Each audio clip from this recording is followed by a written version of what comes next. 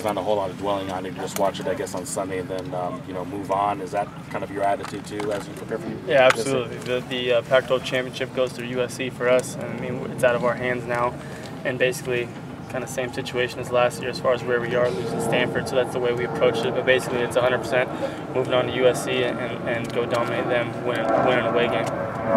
You obviously mentioned after the game the turnovers thing that can't happen. What has been your focus this week in terms of not letting those things happen again? I mean, it's the same intensity in practice. I gotta translate that into the field, making sure that you know, we like to call it us or nobody. Just those types of spots where if, you know, we're throwing balls, it's either coming down in Jalen's hands or nobody else's hands, and basically just keeping that constant pressure on ourselves. Obviously, it's not 100% live reps going against the scout team here, but just making sure for myself my timing's the same and everything that I do, I approach it like we're playing USC right now. Well, there's some good vibes that came out of that as far as just how many yards you put up and talking to guys about just what's possible for collectively. Absolutely. I mean, there's a little bit of positive. Obviously, the biggest positive is getting a win. That's what's moving on to next week. But I think guys trust me a little bit. I mean, offensive line, running backs, receivers. I think we know we have a potential to do something great just because, I mean, just another guy running the offense. Like I said, Taylor does an incredible job running this offense, and I've learned so much from him, and that I'm doing everything I can just to keep us going in the right direction and not going backwards as far as, you know, on the field and off the field. I try to be a leader every day at practice here just like he is, and then on the field just moving those chains, keep them going. What was the most eye-opening thing for you, Mike, in your first start? Wow, just the fact that one play can make a huge difference, and that's on my part. You know, situational football. I mean, I feel like I've done a pretty good job of understanding situational football, but you don't realize the magnitude of each play.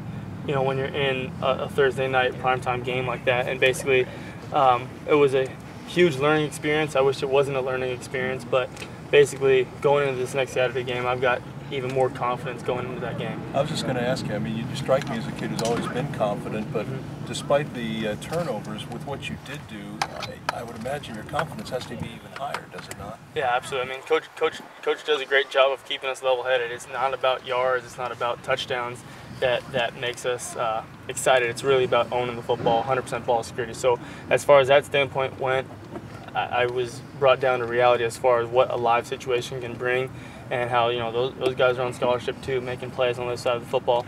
And basically going out there this Saturday, I'm going to have, you know, obviously I've got one game underneath my belt, and now we can keep going forward even faster now. What is your sense of the team's mindset coming off that loss and getting ready for the Trojans this week?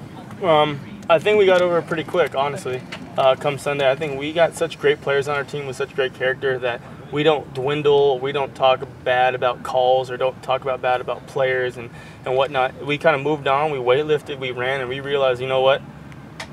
We know this is Pac-12 football. As you see every Saturday, something crazy is going to happen. So all we can handle, all we can do is go 1-0 each week from here on out, beat USC, move on from there, and let the stuff that's out of our hands take care of itself.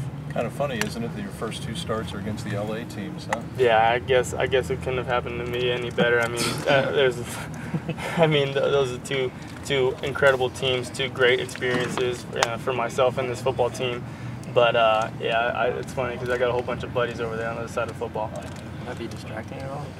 No. My best friend is number 99. He's on the nose guard all week. His name's Antoine Woods. I played high school football with him for 2 years, and like I said before, he's going to be in a gas mask. That's my goal. So they're not going to be able to say anything about anything because they're going to be sucking wind.